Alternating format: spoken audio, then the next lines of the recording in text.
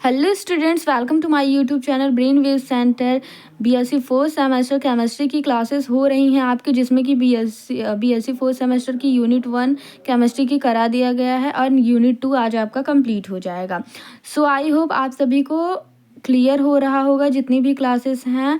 जिन भी स्टूडेंट ने अभी तक उन लेक्चर्स को नहीं देखा हुआ है तो जाकर चेकआउट कीजिए उन लेक्चर्स को और अपने नोट्स बनाइए। प्रॉपर वे में अच्छे से नोट्स प्रोवाइड कर दिया जा रहा है आप लोगों को, ताकि आप सभी अच्छे से नोट डाउन कर सकें। और जिन भी स्टूडेंट ने हमारे Telegram channel and WhatsApp group channel पे नहीं ज्वाइंट हुए हैं वो डिस्क्रिप्शन बॉक्स में जाइए, वहाँ पर दोनों का लिंक दिया होगा, वहाँ से आप जुड़ सकते हैं ताकि आपको नोटिफिकेशन मिलता रहे और पीडीएफ नोट्स जो प्रोवाइड कर दी गई हैं वो भी आपको मिल जाएं। आज का टॉपिक होने वाला है पॉस्टुलेट्स ऑफ क्वांटम मैकेनिक्स। जिन भी स्टूडेंट ने इससे पहले का लेक्चर्स नहीं देखा है तो वो काफ़ी मोस्ट इम्पॉर्टेंट था, जाकर चेकआउट कीजिएगा और देख लीजिएगा। तो ये क्वेश्चन जो है ये 5 मार्क्स में डायरेक्ट पूछ लिया जाता है कि postulates of quantum mechanics, right the postulates of quantum mechanics. Very most important है, हर ईयर आपसे पूछा जाता है।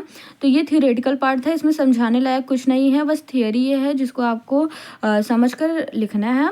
सो देखते हैं फर्स्ट क्या कहता है पॉस्टुलेट्स क्वांटम मैकेनिक्स का, क्योंकि wave function must be a finite. Wave function कैसा होना चाहिए? फाइनाइट होना चाहिए एंड सिंगल वैल्यू होना चाहिए एंड कंटिन्यूअस होना चाहिए। तो पहला पॉस्टुलेट्स तो यही कहता है क्वांटम मैकेनिक्स का कि जो वेव फंक्शन होता है वो कैसा होना चाहिए? फाइनाइट होना चाहिए, देन सिंगल वैल्यू होना चाहिए और कंटिन्यूअस वेव में होना चाहिए। नोट जैसे कि देखिए यहाँ पर cyclic structure never ideal wave function, यहाँ पर जो साइक्लिक स्ट्रक्चर होती है वो नेवर आइडियल वेव फंक्शन, वो आइडियल वेव फंक्शन नहीं होती हैं, कभी नहीं होती हैं। सेकेंड पॉस्टुलेट्स आपका क्या कहता है स्टूडेंट्स? तो the state of quantum mechanics system is describe by wave function psi x. तो जो क्वांटम मैकेनिक्स सिस्टम होता है वो किसको डिस्क्राइब करता है? एक वेव फंक्शन को, जो कि ये रिप्रेजेंट करते हैं साई एक्स से। That depend upon coordinates of particle, जो कि ये डिपेंड किस पे करता है? पार्टिकल के कोऑर्डिनेट्स पर डिपेंड करता है। अब कोऑर्डिनेट्स के कौन कौन से होते हैं? एक्स वाई जेड कोऑर्डिनेट्स, तो इसी पे ये डिपेंड करता है। थर्ड आपका पॉस्टुलेट्स क्या हो गया स्टूडेंट? तो like classical mechanics for every physical property is position momentum energy etc a particular operator exist in quantum mechanics. तो जैसे कि ये क्लासिकल मैकेनिक्स में सभी प्रॉपर मोमेंटम के लिए अलग फिजिकल प्रॉपर्टी होती, देखिए कि जो क्लासिकल मैकेनिक्स होता था उसमें जो ऑपरेटर एग्जिस्ट करते थे उसमें ऑपरेटर देखिए उसके लिए मोमेंटम एनर्जी कि सबके लिए क्या होता था?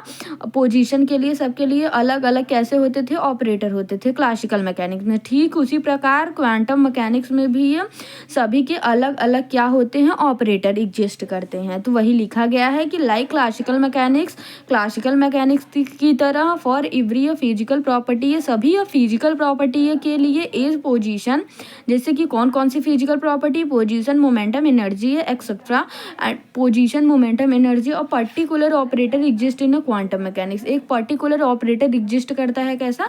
क्वांटम मैकेनिक्स में भी है।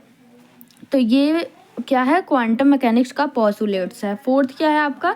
If the wave function is a function, यदि वेव फंक्शन क्या हो गया? कोई एक फंक्शन हो गया for the given state of system, किसी भी दिए गए स्टेट ऑफ सिस्टम के लिए, and A cap is the operator, A operator is a suitable operator of a particular physical property है। एक ऐसा है, एक कैप कैसा है? एक सुटेबल ऑपरेटर है किसी भी पर्टिकुलर फिजिकल प्रॉपर्टी की। अब वो फिजिकल प्रॉपर्टी ये नहीं कह रहा है कि वो मोमेंटम होगा, पोजीशन होगा, एनर्जी, बस कह रहा है कि पर्टिकुलर किसी फिजिकल प्रॉपर्टी के लिए। Then the operation of psi by the operator A cap give the function psi multiply by the value of a physical property है, यानी कि किसी भी ऑपरेटर ए कैप की और फंक्शन साई की क्या कराया जाए? मल्टीप्लाई कराया जाए।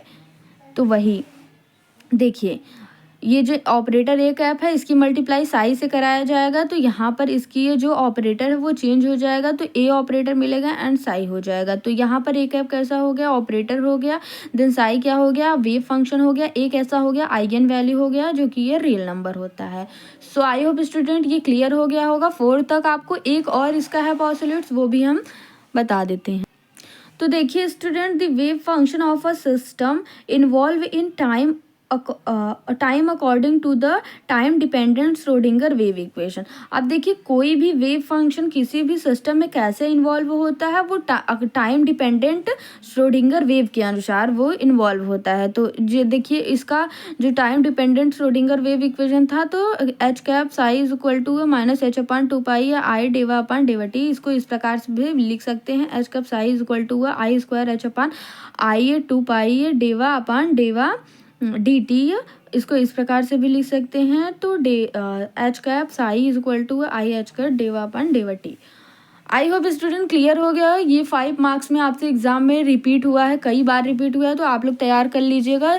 वीडियोस पसंद आ रही हो तो लाइक कीजिएगा, चैनल को ज़रूर से सब्सक्राइब कर लीजिएगा, क्योंकि आपका हर वीडियो मोस्ट इंपॉर्टेंट होने वाला है बीएससी स्टूडेंट्स के लिए।